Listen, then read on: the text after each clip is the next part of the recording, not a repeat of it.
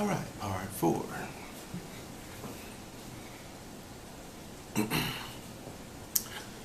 um, Going back, I think we need to put a lot of trust in science, and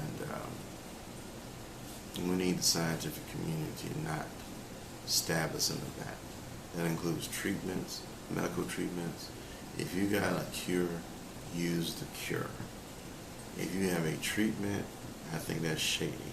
It may be good for business, but it's bad as far as what the intent of the medical field is for.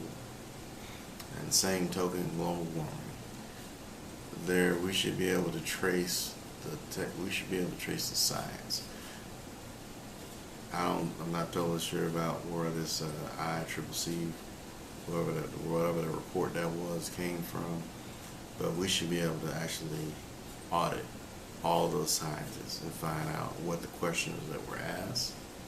We also need to know what the professions of the scientists or that were polled in the situation were. If you ask a simple question, is global warming an issue?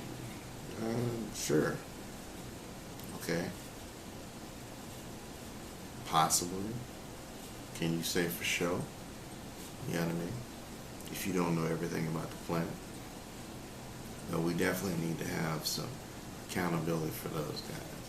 Because I'm not sure all the time they're being ethical, or what we think is ethical or moral. In fact, I think they use the control. Case in point, we are on lockdown right now. Almost on lockdown because of this virus. Okay? The economy is almost on lockdown because of this virus. If you go to a certain location, you can almost get fined or arrested because of this virus. But that's the power of science. The power of science, the power of logic, the power of fear. And that's something that we really need to be careful of. Because in the past, like even Henry VIII, he actually realized the power of the church during that time. He knew if the church said it was good, that it was good. But when he went and talked to the church, and the church said, no, you can't divorce your wife. That goes against the Bible. What he did is he went and he made his own church that allowed him to actually divorce his wife.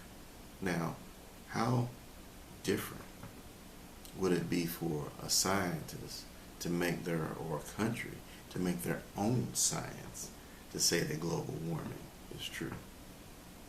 I don't see that as being very far off, and it's actually been proven in history. Just in that one example. I could probably find a lot more. Okay? But we won't go there at this point.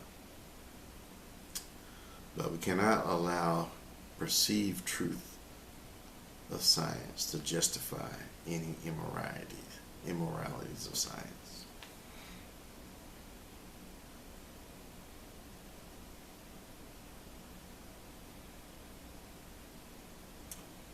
I'm not saying that science is bad,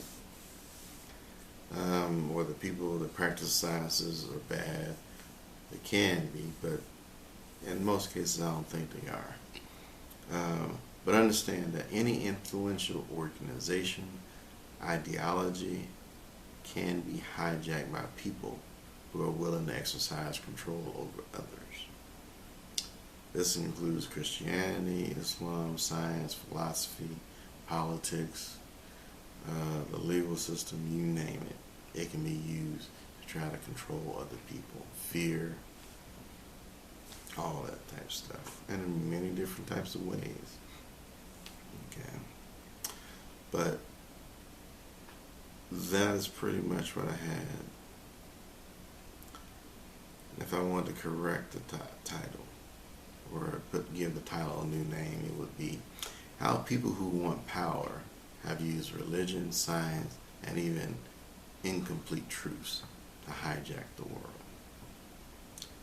Fear and logic are key ingredients to make people voluntarily give up their freedom and their right to choose. That said, science itself is not the enemy. However, businesses corporations, countries, and people who use it to intentionally control others are. Hope I'm not wrong, but you tell me. You know, look what I see. Look what I've shown. I don't expect to be completely right with my assumptions. I just had an observation. I just wanted to share it, and I'm curious to see what other people either say about it, or if you have a different observation. But it's definitely an interesting time. But I appreciate your time, and we'll talk to you later.